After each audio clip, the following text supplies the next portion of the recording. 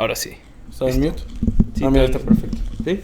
Sí, normal. Sí, no, ahí está, pues no le moví. El volumen ahí está. Ok, vamos a Perfecto. Ahí está. Muy bien. Ahí Pues está. tú haces la intro ahora. Ay, Carlos, tú siempre haces las intros. No, pero pues hay que cambiarla. Está bueno, hasta cortar y lo va a atacar el intro primero. Ya llegamos. Más tarde. ¿Qué hubo? Ahí está el intro, güey. ¿Qué hubo, verga? ¿Por qué tú eres el de la intro, bro? Tú eres el mero mero.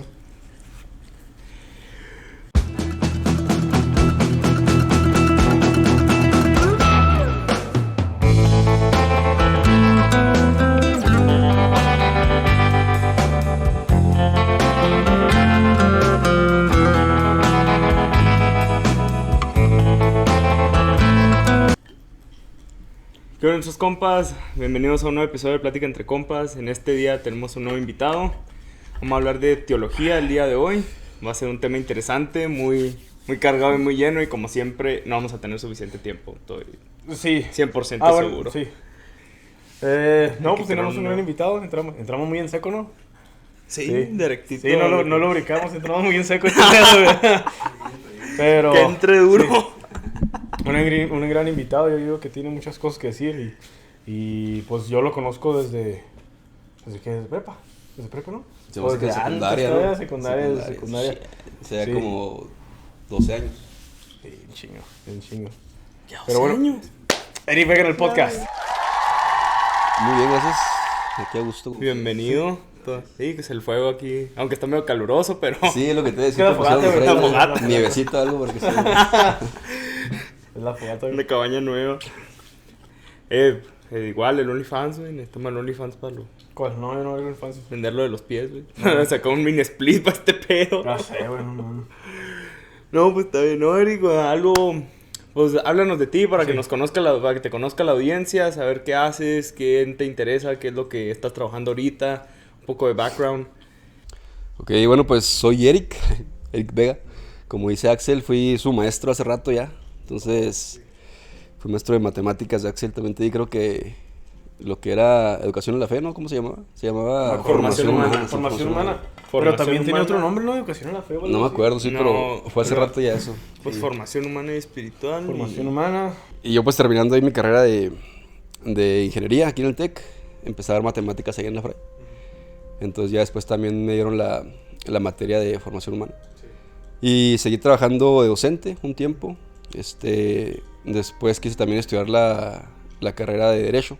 Antes de entrar a la carrera de Derecho me metí al seminario un ratito, porque pues me gustó mucho la La teología. curiosidad. Sí, siempre he sido muy curioso. Muy curioso y, por ejemplo, pues los temas de Dios, los temas filosóficos, temas que tengan que ver con el universo, todo, siempre me llama la atención. Entonces, hubo un tiempo donde decidí entrar al seminario.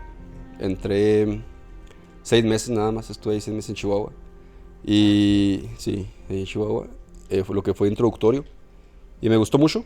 Ya había de alguna forma aprendido un poco acerca de la teología, pues he estado también en grupos ahí en la iglesia, en grupos juveniles. Y cuando entré, pues aprendí un poquito más, ¿no? Y me siguió llamando la atención, me gustó mucho y ya cuando salí decidí estudiar Derecho. La carrera de Derecho, ya la acabo de terminar, de hecho, la carrera de Derecho y... Felicidades. Sí, gracias. Y ahorita pues sigo docente, estoy trabajando en otra secundaria. Igual doy clases de matemáticas. Tengo un club de ajedrez también. Ahorita me estoy yendo muy bien. Ahí tengo niños con mucho potencial, de hecho. Y tengo también una academia de matemáticas, se llama Academia Pitágoras. Entonces prácticamente eso es a lo que me dedico ahorita. Matemático, Matemático, licenciado. filósofo, teólogo. Pues aprendí de todo, experto en nada.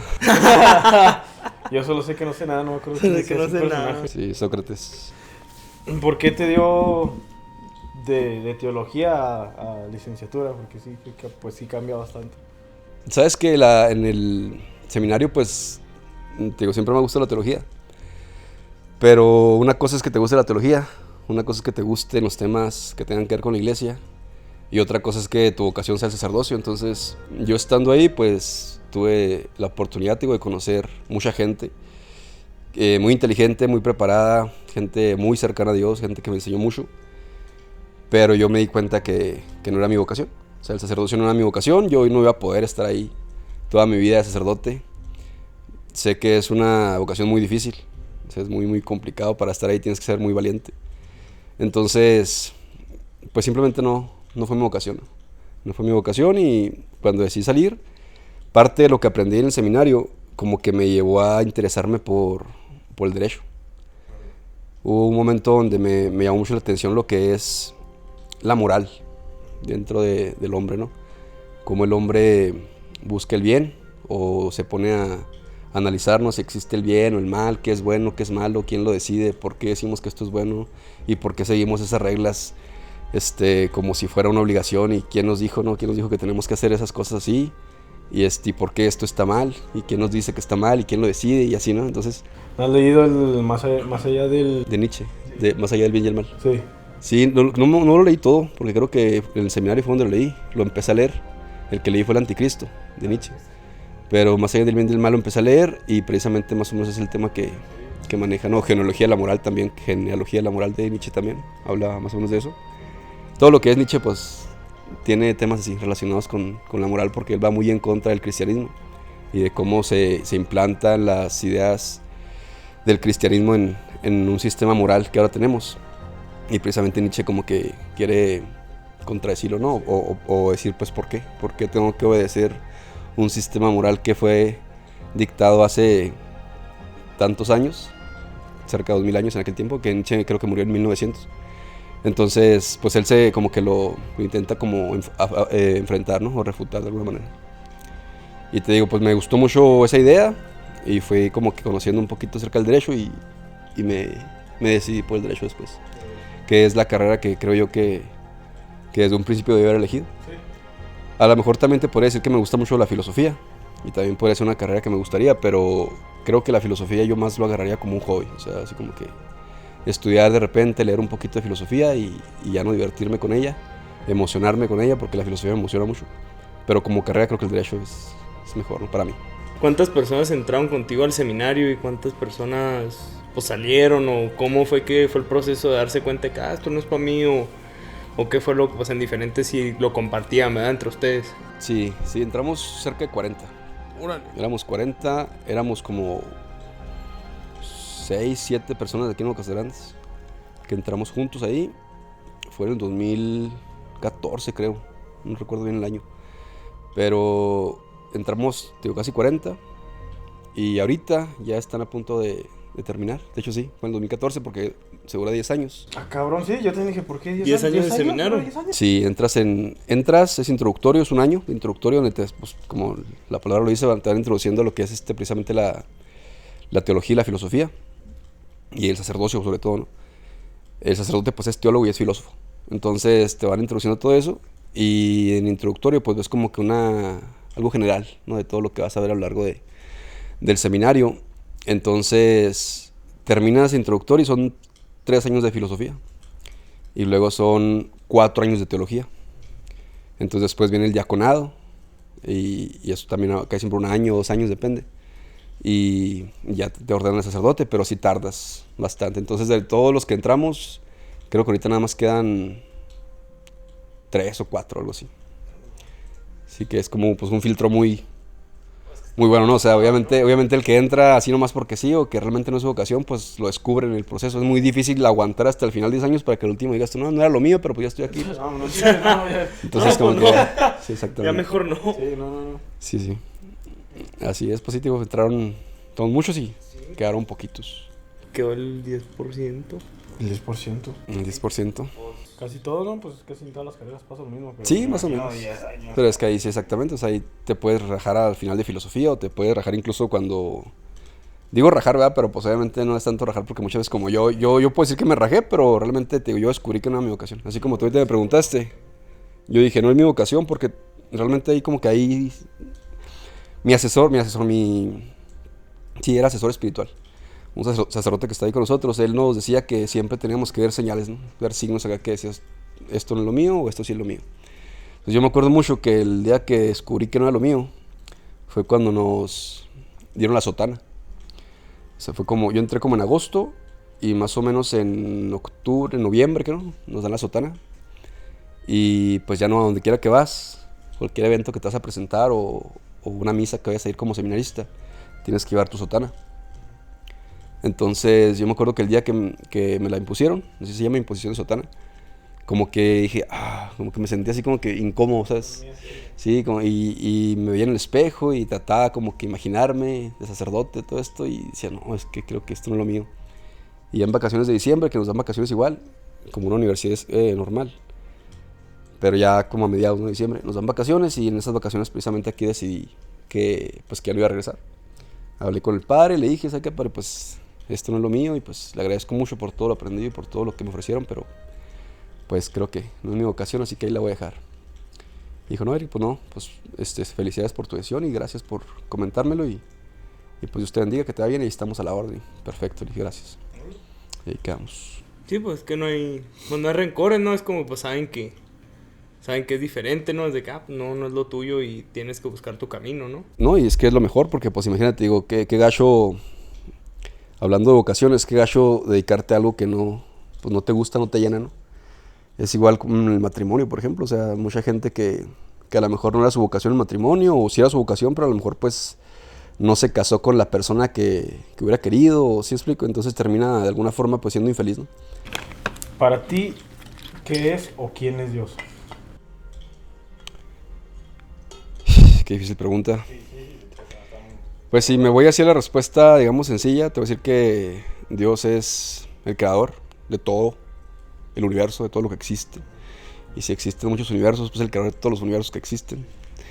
Entonces, te puedo decir que es el creador de todo, y al mismo tiempo pues es una persona con la que yo puedo compartir también mi pensamiento y mi existencia, y que dependo totalmente de él, ¿no? Dependemos totalmente de él. Todo creyente yo creo que tiene a Dios como el ser principal del que cualquier otra cosa, cualquier otro ser va a depender siempre. Entonces, después de todo eso, después de pensar que es tu creador, después de pensar que es el ser que más te ama, el ser que siempre te piensa o te pensó desde la eternidad, pues ahí es donde surge también la fe y surge el amor, ¿no? Entonces es una persona, o es el ser que yo creo que todos deberíamos tener como el que más amamos, ¿no? El que más queremos conocer, el que más queremos saber de él, porque siempre lo he dicho, si Dios existe, automáticamente se convierte en el ser más importante de todos y en el tema más importante de todos. Y si Dios no existe, también diría que sería probablemente el tema más importante de todos, porque cómo es posible que algo que no existe haya dado cabida a tanto, ¿no? O sea, que tantos hablen de él, que tanto exista por él. O sea, instituciones, religiones que existen por algo que no existe, por un ser que no existe, pues daría mucho que pensar, ¿no? O sea, cómo es posible que algo que no existe moviera tanto en la historia de la humanidad. Entonces, te digo, si existe es el tema más importante que hay, y si no existe, pues también yo creo que entraría entre los tres más importantes que hay. Entonces Dios tiene que estar en los temas de conversación de cualquier lado, sí o sí, tarde o temprano. Una vez me puse a pensar, o sea, pues me dije, bueno, o sea, si por algo Dios no existiera, o sea, qué perro el que se aventara toda la historia y toda la Biblia, y que todos lograron mover generaciones miles de años después de una forma muy, pues que dices, caray, o sea, pues, todo lo que se hizo, pero, o sea, dices, pues cómo es que se hizo tan grande si no hay un Dios que lo respalde y siga empujando a su iglesia, ¿verdad? Sí, o sea, como algo inexistente, ¿verdad? Exactamente, como algo inexistente va a ser tan trascendente, sobre todo en la historia, ¿no? Y ahorita, por ejemplo, mencionas tú al Dios cristiano, pero pues obviamente si hablamos de Dios como tal, pues lo podemos abordar incluso sin ninguna religión, ¿verdad? O sea, la existencia de Dios como tal, pues sin meternos en cristianismo, judaísmo, o el islam o cualquier otra religión, podemos llegar a eso, ¿no? A esa idea de un creador. Y eso es tema bien interesante porque pues yo creo que muchos ateos siempre van a decir que Dios no existe, pero pues hay argumentos que justifican su existencia. No digo que haya argumentos que demuestren su existencia, porque es complicado decir que hay algo que demuestre la existencia de Dios, porque si fuera tan fácil, pues yo creo que no habría dudas, ¿no?, de su existencia o de su inexistencia. Entonces ahí yo creo en Dios porque a partir de argumentos que yo he estudiado, que yo he escuchado, que yo he aprendido, a partir de la experiencia misma, o sea, de la fe, de todo esto que yo he experimentado también, pues me lleva a creer en Dios. Y te digo, hay muchos ateos que niegan la existencia de Dios, pues sin ningún fundamento muchas veces. Y te digo, pues no tengo nada en contra de ellos porque simplemente muchas veces yo sé que todo depende de nuestras circunstancias, ¿verdad? O sea, si una persona nació siempre carente de amor o carente de Dios o simplemente pensó de forma distinta o su misma familia o amigos con los cuales creció nunca lo llevaron a eso o él mismo no se llevó a eso, pues no podemos obligarlo a que él cree en Dios tampoco. O sea, no vas a juzgar a un ateo por el hecho de que sea ateo. Lo que yo sí juzgaría sería el hecho de ser ateo nada más porque sí. O sea, no, yo no quiero creer en Dios y pues decido no creer y ya está. Eso sí lo juzgaría. Pero igual juzgaría el hecho de un teísta, o sea, una persona que cree en Dios, que tampoco tenga argumentos. Yo lo juzgaría igual. O sea, una persona que dice que cree en Dios porque su abuelita le dijo o porque su mamá le dijo, yo lo juzgo igual o hasta peor. O sea, sí, o sea, si somos borreguitos así nada más, pues no. Entonces yo digo que los dos pues estarían mal, ¿no? Y si un ateo pues tiene sus argumentos y ha estudiado y está preparado y ha dicho, pues por esto y esto y esto, pues ok, se vale. Y si un teísta también tiene sus argumentos y ha dicho, no, pues por esto y esto creo en Dios, pues se vale, ¿no? También. Pero la pregunta puede jalar para ambos lados. No puedes o sea, no puedes aprobar 100% ni tampoco puedes negar. Sí. Porque es lo que he visto que mucha gente que se ahueva a negarla y termina siéndose creyente por lo mismo. Porque no puedes negar que Dios no existió o Dios está muerto. No lo puedes afirmar. Sí, pues yo por ejemplo, sí te puedo decir que he conocido mucho más gente que era atea y se hizo creyente o teísta, al revés. Gente que era ateísta y se haya hecho atea. Entonces, es cierto que no se puede ninguna de las dos como que comprobar. Muchas veces la carga de la prueba o la carga de la prueba es como que el que tenga la carga de comprobar algo o de probar algo. La carga de la prueba se le da muchas veces al teísta, que tiene que comprobar la existencia de Dios. Y el ateo no tiene por qué comprobar la no existencia de Dios. Pero realmente, por todo esto que te decía ahorita, de la trascendencia que ha tenido el concepto de Dios en la historia de la humanidad, yo creo que el ateo sí tiene también la carga de la prueba. O sea, cualquiera de los dos debería poder probar o intentar justificar su ideología, no su postura. Entonces sí se puede, sí hay argumentos que te pueden hablar de por qué Dios no puede existir, pero también hay argumentos, te digo, que te pueden decir por qué Dios sí puede existir y que no es una idea tan loca. Pues es que a veces puede caer en el de que, pues para mí es más fácil negarlo que intentar convencerme, o sea, o buscar ¿sabes qué? Pues sí, por esto sí existe, o sea, es más de, no existe y olvidarte y seguir con tu vida, ¿verdad? De la ignorancia es más sencillo. Sí, de hecho, yo creo que tanto la mayoría de los teístas como la mayoría de los ateos creen y no creen nomás por creer y por no creer. O sea, no se dan la tarea de realmente investigar el por qué o el si es esto o es aquello. Y yo creo que también tiene mucho que ver con la comodidad, como decías tú. O sea, el hecho de, pues, ¿para qué me voy a poner a pensar en Dios? Es un tema aburrido, ¿a quién le importa a Dios? Y nos van como que metiendo esa idea muchas veces desde niños, de que ir a la iglesia es aburrido, de que escuchar de Dios es aburrido. Tú vas creciendo, eres adolescente, Dios, qué aburrido. Qué hueva ir a misa, qué hueva leer la Biblia, qué hueva, porque lo vemos como que de alguien viejito, ¿no? De alguien así como que aburrido, de alguien que se cree un santo. Es como que luego nos hacemos nuestros prejuicios acerca de los teístas. Y yo creo que, te digo, yo como siempre fui muy curioso de niño, siempre fui muy curioso y me preguntaba todo. Yo desde niño, la primera pregunta que me hice, bueno, que yo me acuerde, porque a lo mejor me hice otras, pero la primera pregunta que me acuerde o que realmente trascendió en mí fue cuando en la escuela me enseñaban la teoría de la evolución y luego llegaba al catecismo y me hablaban de la creación. Entonces yo decía, caray, pues ¿qué pasó aquí? O sea, ¿a quién le hago caso, no? No hice esto, yo hice esto. Sí, exacto. O sea, entonces desde chiquito yo dije, pues ¿qué onda? ¿Qué pasó? Y como que son cosas que tú las vas dejando porque no hay nadie que te las resuelva. Porque hay que aceptar que no hay mucha gente que te pueda resolver dudas. Menos de temas como esos, ¿no? Que son tan... Sí, pues tan complejos. Sí, pues de un lado de la moneda tienes esto y luego del otro y pues ni modo que alguien te diga completamente esto, completamente el otro, porque... Sí, exactamente. O sea, se complica mucho porque, te digo, como no hay gente que se interese por el tema, o muy poca, no es como que tu papá te puede explicar, o tu mamá te puede explicar. O sea, a menos, hay excepciones, claro, ¿verdad? Digo, yo espero poder explicar siempre temas o preguntas que tengan mis hijos en un futuro, que yo pueda decirles cualquier duda que tengan, ¿va? Y si no sé, pues, luego decías que, pues, no sé, pero déjame ver si mañana te digo, te puedo explicar, pero sí, yo siempre me preguntaba cosas y esa duda que tuve como nunca trascendió más de ahí y no fue como que alguien me pudiera decir porque realmente no había gente que me lo pudiera explicar así bien como yo quería o no me dejaban satisfecho. Pues ya fue hasta más grande que yo mismo como que empecé a moverle, ¿no? Y decir, ¿qué onda con eso? O sea, ¿cuál es la verdad? ¿O cómo puedo saber cuál es la verdad? Y yo me considero una persona, pues, realmente creyente de la ciencia, ¿no?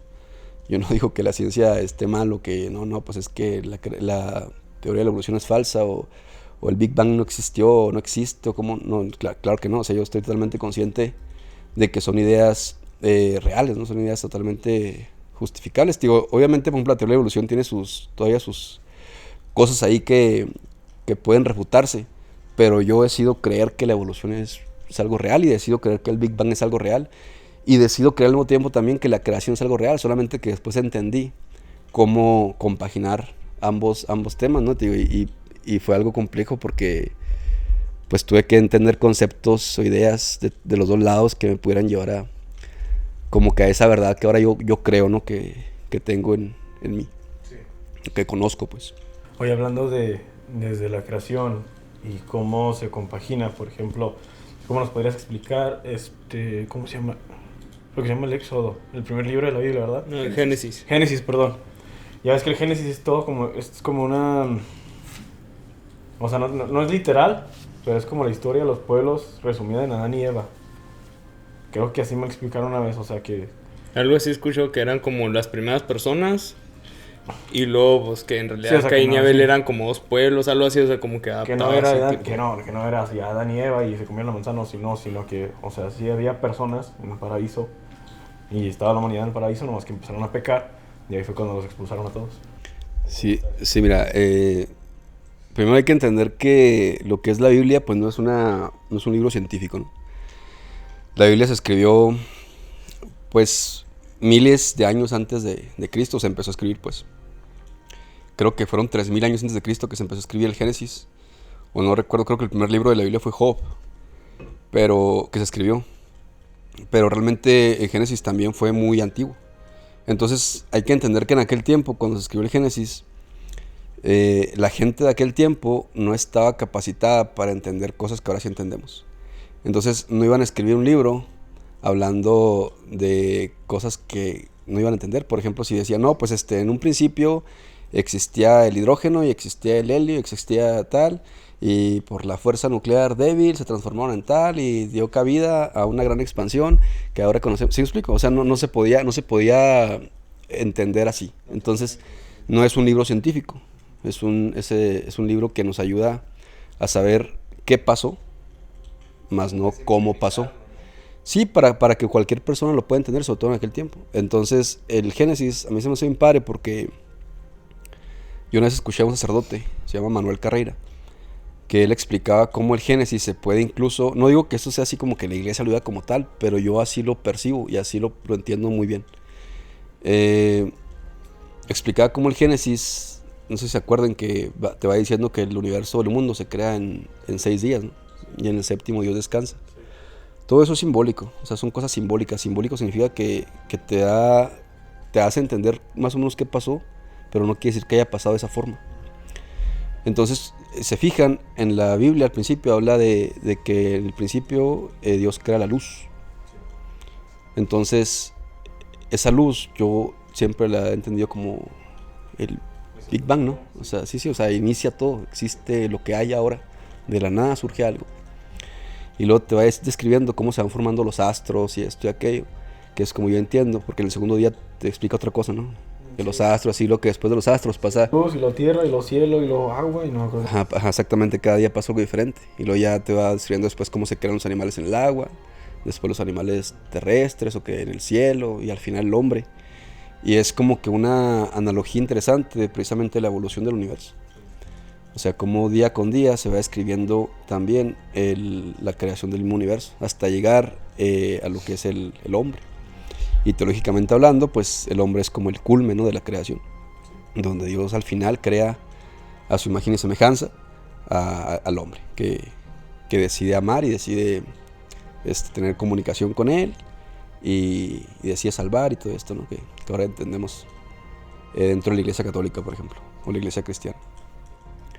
Entonces se entiende perfectamente, bueno, yo así lo entiendo, que no está peleado la creación con la evolución o con la teoría del Big Bang. O sea, se pueden ligar perfectamente. Digo, no digo que la iglesia lo diga así, porque la iglesia no tiene, digamos, la facultad de hablarte de ciencia como tal.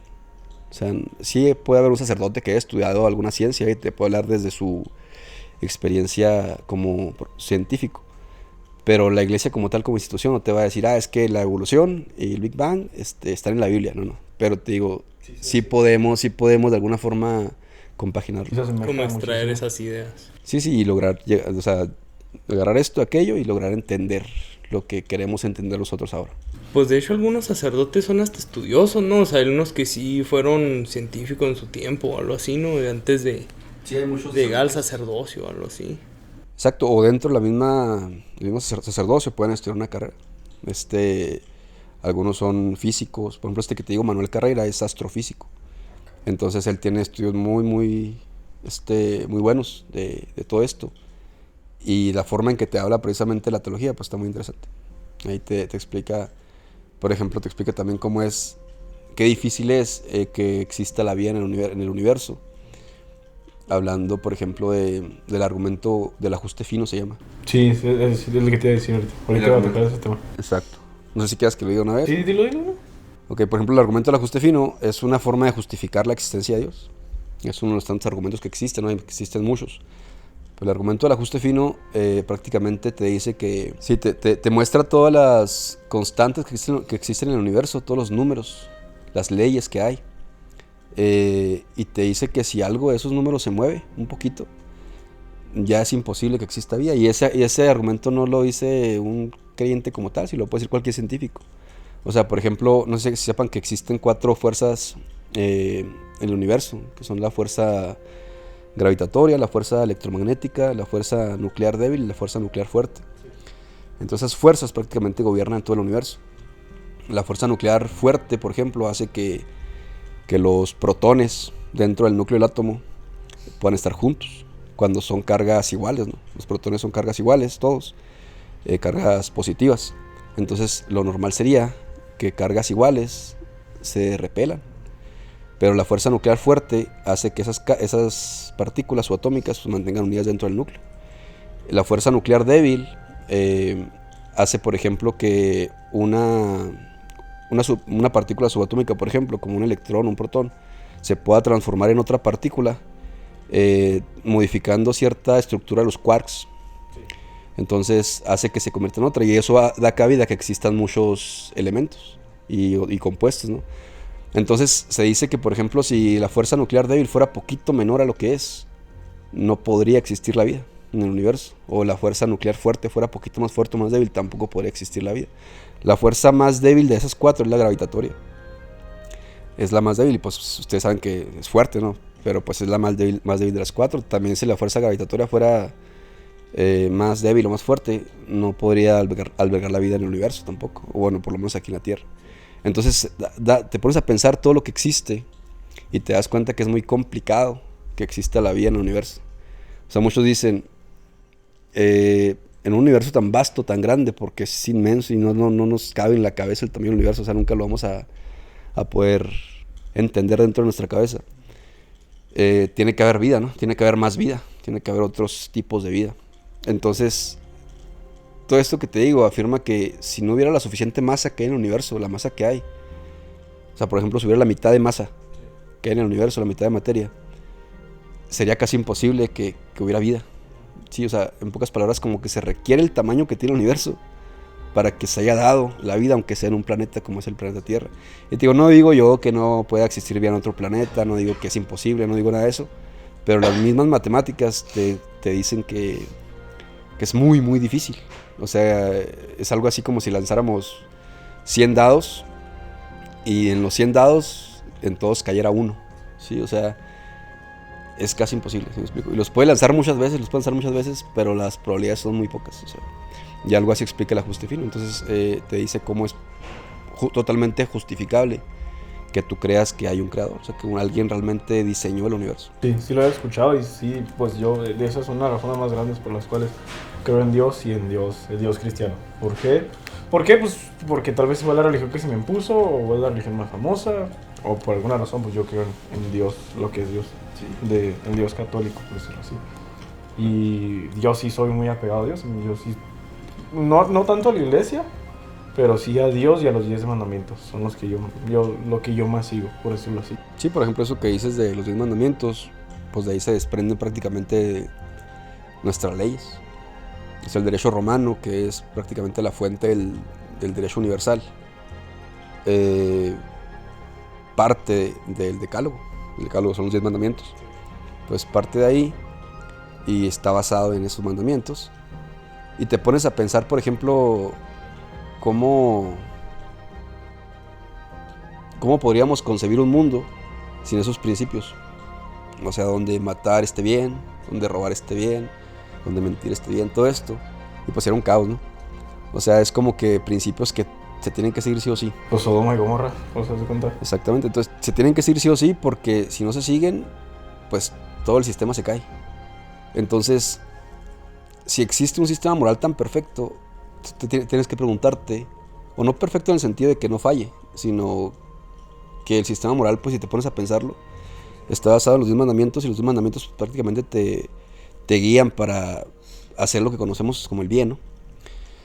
Entonces, te pones a pensar y dices, ¿cómo el mismo hombre puede crear sus propios mandamientos sin fallar? Y al mismo tiempo, o sea, te pones a pensar que tiene que haber alguien o algo que sea el bien supremo, ¿no? O sea, como que decimos, existe el bien, existe el mal. Pero ¿quién lo decide? O sea, si eso lo decide el hombre, sería como que raro, ¿no? O sea, que el mismo hombre decida lo que está bien y lo que está mal. Y que siempre lo haya decidido el mismo hombre. Dices tú, ¿cómo logramos decidir qué está bien y qué está mal? Porque para una persona puede estar bien robar, pero para la otra no. Pero si te pones a pensar, ¿cómo para una persona va a estar bien robar? O sea, si te pones a pensar bien, dentro de cada persona existe una ley como natural. O sea, sí, o sea, por ejemplo, no puedes decir, es que esa persona en sus 5 sentidos, que no está mal de la cabeza ni nada, está bien, dice que matar está bien. Él dice que matar está bien. O sea, si te pones a pensar, sería muy difícil que alguien dijera eso.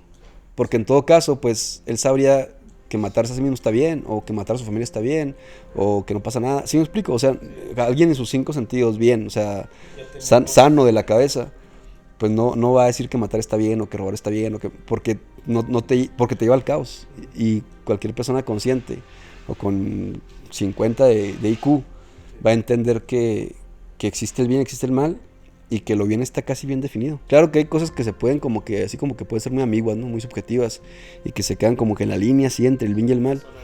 Exacto, que no sabes, o no podrías así como que exactamente decir si está bien o está mal. Pero te digo, lo que está así bien claro, pues no, nadie duda de ello. O sea, entonces, también de ahí se puede entender que tiene que haber como que alguien que haya implantado en la cabeza del ser humano esa idea del bien. Sí. Por ejemplo, o sea, yo lo que me refiero es, por ejemplo, la gente, o sea, a lo mejor le pagan una justificación, pero eso no lo hace correcto. O sea, por ejemplo, yo robé, pero fue por alimentar a mis hijos, ¿verdad? O sea, le dan ese, no, pues estuvo bien, pero al mismo tiempo, o sea, no lo hace.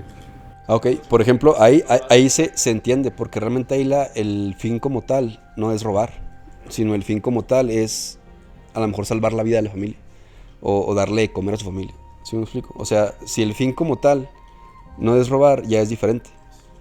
O sea, como por ejemplo matar, si tú defiendes tu vida y matas en defensa propia, no vas a decir, es que estuve mal, es que malo soy porque maté a esta persona que me quiere matar. No, o sea, simplemente defendiste tu vida, él te quiere matar y creo que fue lo correcto, ¿sabes cómo? Sí. Entonces ahí no puede ser juzgado, digamos. Entonces o sea, el juzgar si una acción es buena o mala depende con la finalidad de esta. Sí, de hecho el mismo catecismo de la iglesia, y hablando dentro de la iglesia católica, te habla de las fuentes de la moralidad.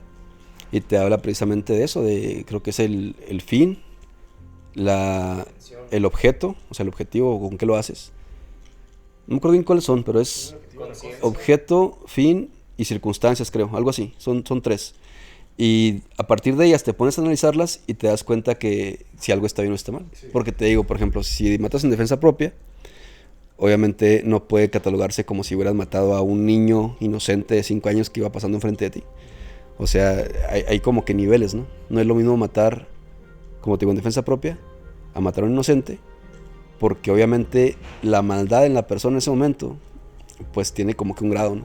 O sea, no puedes juzgar igual, o tampoco puedes juzgar igual el hecho de robar un peso a robarle a alguien todo su dinero, sí, todo lo que tenía. O sea, se tiene que juzgar de manera diferente.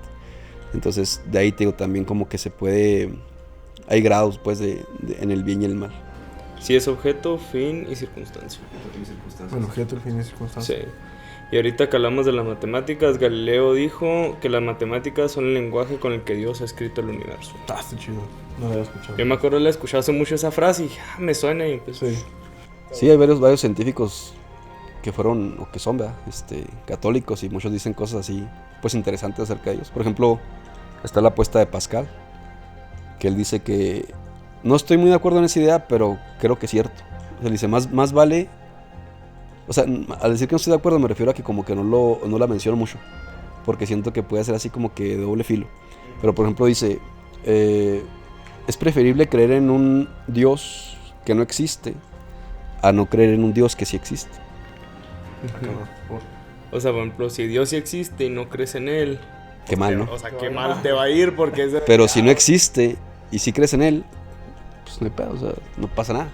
¿Me explico? O sea, ¿qué puede pasar? Es como, trabajaste extra, pero... O sea, estabas viendo desde el principio soy un huevón y necesitaba alcanzar ese objetivo. Y pude alcanzarlo. Y por lo menos. poderlo alcanzado. Sí, algo así. Entonces, te digo, sí estoy de acuerdo en lo que él dice, pero no lo uso así como tipo para justificar la existencia de Dios o para decirle a una oye, pues mira, porque sería así como tipo, pues cree. O sea, no pase lo que pase, no te va a pasar nada si crees.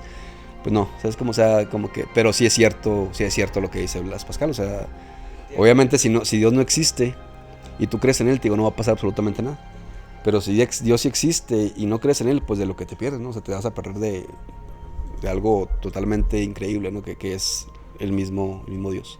Sí. De hecho, bueno, hace poco leí pues que de repente hablo en mi Biblia y donde caiga y leo eso ese día, como que no soy muy así, pero cayó el de que si tú recibiste la palabra y pues tú hiciste algo mal en contra de la palabra, pues ahí sí se te va a juzgar. Por ejemplo, si nunca recibiste la palabra y hiciste algo mal, o sea, pero tú, o sea, sin tener conciencia alguna o nunca se te predicó, o sea, va a ser diferente la forma en la que vas a ser juzgado, o sea, tampoco tan duro, porque es que, oye, pues no sabías, ¿verdad? Sí, eso creo que lo dices porque eso se llama ignorancia vencible e ignorancia invencible. Creo que eso si lo leíste, creo que fue en Romanos, no estoy seguro. Sí, en ese calvo sí. Creo que en Romanos viene, pero obviamente la iglesia lo explica de la siguiente forma. O sea, si una persona no tiene la posibilidad de creer en Dios, porque nació, bueno, no precisamente en Dios, ¿verdad? Pero digamos que no tiene la posibilidad de creer en el Dios cristiano, porque pues esto que te estoy diciendo va más basado en el Dios cristiano que en el Dios, por ejemplo, del Islam, sí, en Alá. Pero, por ejemplo, si no tienes la posibilidad de creer en Dios y nadie te enseñó, nadie te predicó de Dios, nadie te lo mostró, te lo presentó, obviamente no vas a ser igual de la misma forma juzgado que una persona que tuvo todas las posibilidades de creer en Dios y que hasta fue al catecismo y lo llevaron a la iglesia y su mamá le dijo y su abuelita y todo esto. Porque una persona que nunca tuvo la oportunidad de creer en Dios, pues no tuvo la culpa, ¿no? No tuvo la culpa de que nunca se le hablara de él. Entonces Dios no lo va a juzgar de la misma manera en que va a juzgar a alguien que incluso hasta estuvo en el seminario como yo, por ejemplo, que de repente dijera, no, pues me vale Dios y Dios no existe, o empieza como que a, digamos que hasta atentar contra su existencia, ¿no? O empiezo de hereje o de blasfemo, lo que sea. Entonces yo voy a ser juzgado todavía peor. Es como algo así como la frase de Spider-Man, ¿no? Que un gran poder conlleva una gran responsabilidad. Entonces entre más tú sabes o conoces, pues más responsabilidades tienes precisamente de vivir de acuerdo a lo que Dios quiere, ¿no? Oye, hablando de esa parte, me acuerdo mucho, no me acuerdo si fue en secundaria o en prepa, cuando no me acuerdo si fue, no sé si fue en un seminario o qué estábamos haciendo, pero me acuerdo que nos contaste que una vez, no sé por qué, como que empezaste a retar no sé si retaste al diablo o retaste a Dios, y que te respondió. No sé si nos los puedas contar otra vez. Ah, ok. Sí, esa vez fue como... Yo venía de un retiro de allá de Tijuana. Un encuentro que hubo, encuentro eucarístico. Entonces, me acuerdo mucho que yo me la pasé muy bien allá, disfruté mucho estar allá, estuvo muy padre, me sentí muy muy a gusto, ¿no? Conmigo y con Dios en ese momento. Creo que fue en el 2011, creo, más o menos. Entonces yo me sentía muy, muy bien, ¿no? Cuando llegué allá. Y yo me acuerdo que llegué y en esos días como que yo me sentía como muy tentado por todos lados. Tentado, o sea, de hacer el mal, de pecar, de esto y aquello, ¿no? De que en ese momento pues yo me sentía muy a gusto, te digo, y como que me llegaban tentaciones por todos lados, de hacer esto, de hacer aquello, de un montón de cosas, ¿no? Entonces como que me sentía tan a gusto que dije, pues no quiero hacer esto, no quiero hacer aquello, y fue como que mucha tentación de todos lados y de todo tipo. Entonces yo me acuerdo que un día llegué a mi casa, no me acuerdo si llegué de la universidad, de entrenar, no me acuerdo. Llegué a mi casa y como que dije, o sea, me metí a mi cuarto, cerré la puerta y como que estaba muy enojado por eso. Y como que en mi cabeza reté al diablo. Y le dije, no me acuerdo que exactamente las palabras, ¿no? Pero le dije, o sea, no vas a poder, le dije, no vas a poder conmigo. Algo así, ¿no? Vendo un verga, canal, te la vas a pelar, puto. Sí, y como que me le puse al tiro, ¿no? Me le puse al tiro y me acuerdo que ya me dormí. Y en la noche yo sentí que alguien había entrado a la casa. ¿A la casa o a tu cuarto? A mi casa. Estaba la puerta cerrada de mi cuarto y sentí que alguien abrió la puerta escuché que alguien abrió la puerta de enfrente. Y se fue caminando hacia mi cuarto. Ah, o sea, tú estabas acostado, estabas sintiendo que alguien... Con pasos rápidos, ¿no? Y lo que se quedó enfrente de la puerta de mi cuarto. Entonces yo como que estaba acostado, estaba con los ojos cerrados, pero en eso abrí los ojos, porque escuché que se paró la persona enfrente de la puerta de mi cuarto. Sí, entonces yo abrí los ojos y se me hizo raro, ¿no? O sea, alguien caminar y se queda ahí. Y entonces empecé a sentir o escuchar que los pasos avanzaban hacia adelante, o sea, que caminó alguien hacia mi cuarto, hacia adentro. Y se paró adentro ya, o sea, como si hubiera pasado, se hubiera metido sin abrir la puerta. Ajá. ¿Y lo escuchaste? Entonces, sí, o sea, yo pensé que estaba despierto. O sea, yo siento que estuve despierto. Hasta ahorita pues no sé si estuve despierto o estaba dormido. Yo pienso que estaba dormido, pero sentí que estaba despierto. Entonces, pues como cuando se te sube el muerto, ¿no? Con este trastorno, parálisis de sueño y todo eso. Pero pues ya me había tocado sentir algo así. Entonces esa vez se me hizo muy raro porque fue muy diferente. Pero igual que en la parálisis no podía moverme. Entonces se cuenta que se me puso la persona enfrente de mi cama, o esa cosa se me puso enfrente de mi cama, y sentí como se subió a la cama. O sea, como que puso las manos o lo que haya puesto, lo puso en la cama, y pues tú sabes que se siente, ¿no? Cuando alguien sube a la cama. Y lo sentí aquí así, y me gruñó.